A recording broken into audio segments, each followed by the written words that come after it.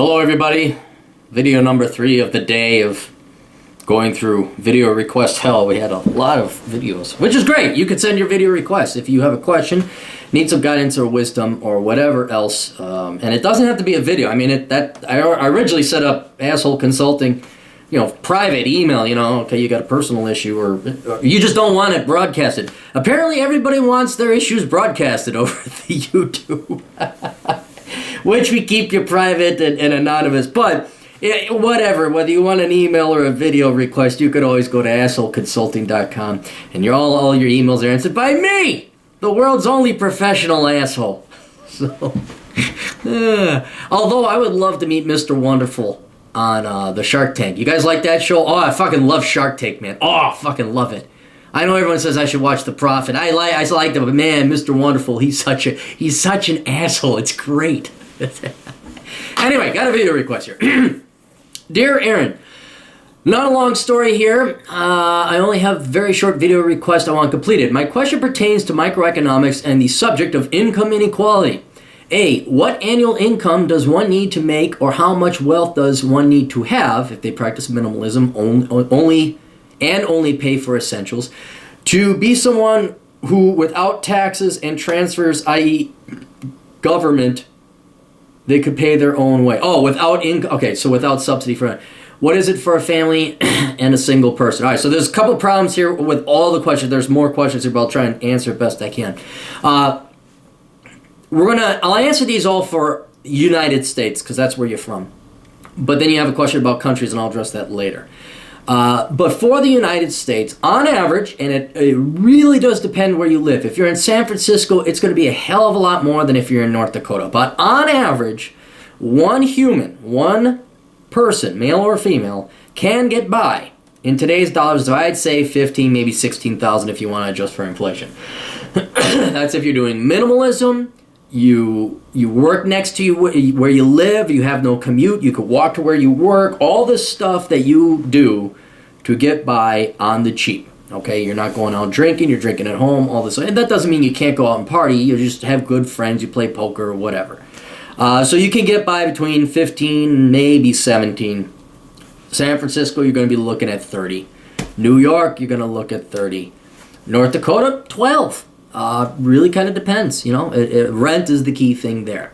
Now, what is it for a family? Well, I don't know how many people you got in your family. That's the key thing. I would say for every person, add about $4,500, because that's your food and then your insurance. But, insurance, that can even go up more, so maybe you got to add $6,000. This is why, especially if you're poor, this is why one of the main reasons I never had kids and got a vasectomy. I couldn't afford it. There was no way for me to afford it, But you'd make a great dad. Fucking pay me. Yeah. It's too late. No, I guess it isn't too late. No. You want to pay me to go breed? I'll be a stud. I'll tell you a stud. Do we have time? Yeah, we got time. Let me tell you a story. My buddy Dirty Harriet out in Wyoming. We were hiking out in the mountains and all that. And we came across this pasture of cattle, and cattle are out roaming around. And she's saying, what the life of a bull has? And I said, no, what are the life? Well, a bull, if it's a particular breed or genetic DNA or whatever, the bull is sent into a pasture with a bunch of cows. And the bull's sole job is to screw all those cows and impregnate them. And I'm thinking, boy, that's good. So one bull, he got a harem of 50 cows. And his job is to just fuck all day. That's it, to just fuck all day. Now, you think that's pretty good. Now, here's where it gets better. So after he impregnates them, you know what they do with the bull? They take them and they haul them and they bring them to another pasture where there's even more cows. So this guy is just basically driven from harem to harem to harem. And I'm like, oh, fuck. So if you want to pay me to do that, sure, fine. But in the meantime, I don't think anyone would. I don't think I'm exactly quite DNA material that the ladies would like. So, although some do. Anyway, so that's kind of it for the United States, depending on where you will live. 15 to 17,000 for the individual, and then add another 5 to 6 grand on top of that for a kid. So, at what level of income or wealth do you need to be someone who pays more into the government than they receive in transfers? All right, again, this depends on where you are, state and local. Because I know we always focus on the federal government, but the states spend just as much money as the federal. It's roughly 50-50. I mean, some states are a little bit less, some are a little bit more. At what level of income? Let's do income because wealth is a different thing. But what level of income do you have to be someone who pays more into the government than they receive in transfers? Well, that's an interesting question, because you do realize that the top 5% of income taxpayers pay the vast majority. I have to look up the figures, but it's something like, I think the top 5% pays 60% of the taxes.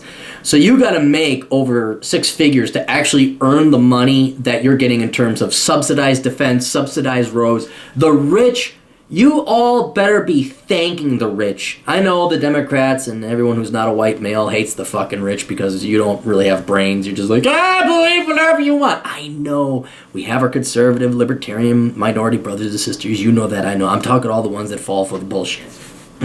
They don't pay their fair share. It's like, no, they really do pay their fair share. And I don't even think people who are cognizant of economics realize I am not carrying my weight.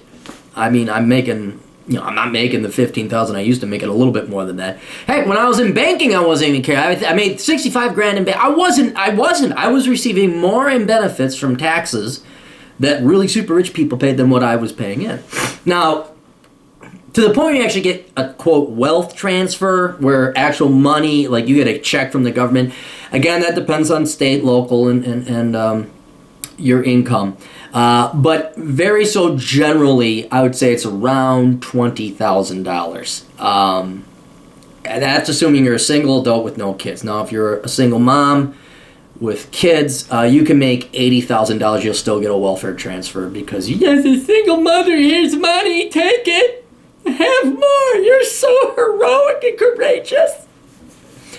But yeah, roughly $20,000 is where you're going to start paying in, and you no longer qualify for some kind of state or local or federal subsidy. Again, it changes state to state, so that's a general ballpark figure.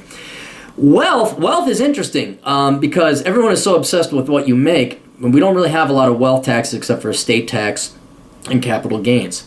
So with wealth, there was an instance, what was it? Out here in Minnesota, there was this couple. They owned a lot of property, but they were collecting welfare in California or Florida and here. They're double dipping. That's how they got in trouble. If they just collected welfare in one state, they'd be all right. But they had a lot of wealth. They made a lot of money at first, and then the next year they didn't make any money. Your wealth, you can technically have billions, but if you have no income, because that's what the socialists are so obsessed about, you can go on the government dole. So it is income that is the primary determinant of whether or not you receive a government check. How do you calculate this per country? That's hard because you have to go to each and every country and look at their tax laws, look at their average income, and boy, that's a pain in the ass. The best place to go is to go to the OECD.org and start looking at income inequality or government transfers or government social spending on social spending as a percentage of GDP. You'll get some ballpark figures, but it's really really hard. I ask these questions not because I jump to joy over paying taxes, but rather I want to be sure I choose an education that fits these metrics. As a young person who's sick of worrying about money, I want to be financially independent enough that it isn't so much of a concern, and I do not like the idea of relying on the government for anything. I chose an applicable STEM degree, however, I want to know the hard financial metrics behind my choice in greater detail than what Worthless provides. Yours, no name Kevin. Here's the problem. You want to be a parasite, all right? And this is a topic. Oh, here, I'll show you. It's a topic I talked about. Shameless plug. I have a whole book. And not only do I have a whole book, I have a whole chapter within the book called Enjoy the Decline. And the chapter is called Plunder. The whole point of plunder is that you should want to collect as much government money as possible, all right? And I know a lot of you out there are all moral and I'm going to be independent. I'm going to say it again. Actually, see if I can't read it.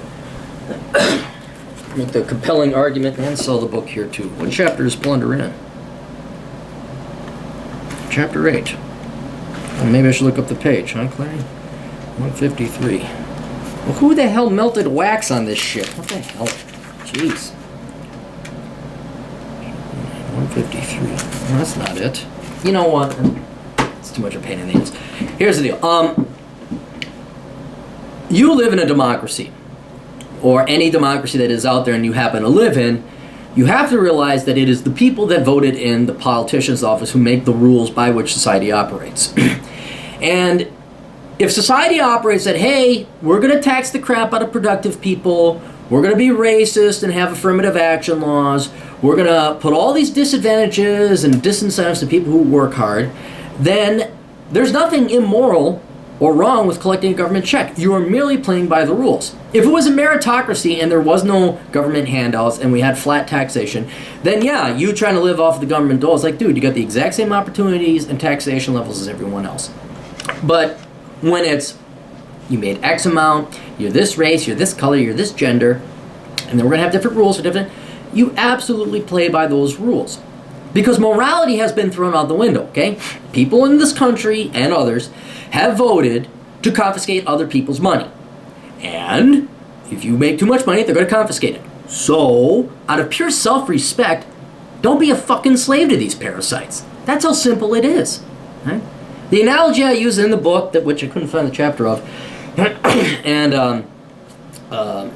in any conversation I have about this, it's like, imagine the NFL came out and says, okay, steroids are legal. We're going to allow steroids. And you are a football player, for whatever idiotic reason, say, that's immoral, I'm not going to play, I'm going to be organic and not take drugs.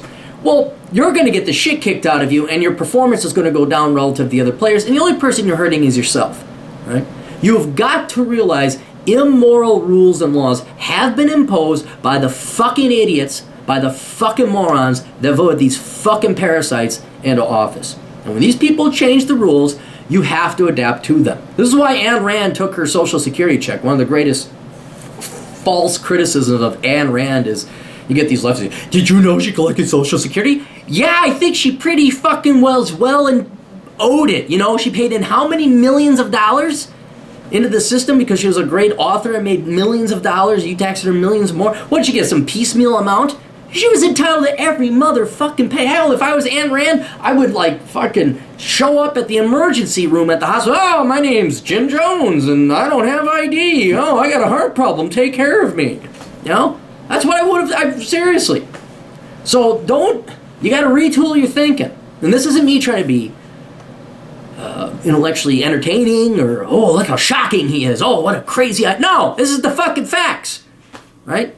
You play by the rules society gives you, and these rules fucking suck. But by God, that's it. And you know what? You've abdicated your morality. They've taken morality out of the system. Now, the only thing you do is disrespect yourself, and you're immoral to yourself if you don't collect a government check. I mean, I now that I think about it, retroactively speaking, if I could build up billions of dollars and then go on welfare, in wealth, and I have zero income, and I just piecemeal a little bit out, like $10,000 a year to live. Fucking A, I would. I'd get as much of that fucking money back as I possibly could. Because those are the rules. Those are the rules. So, anyway, hope that helps you out in your lifelong planning of where to live and how much money to make and all that. But, they're parasites out there, man. I call them producers and parasites. And I don't say that, for shits and giggles. Toodles.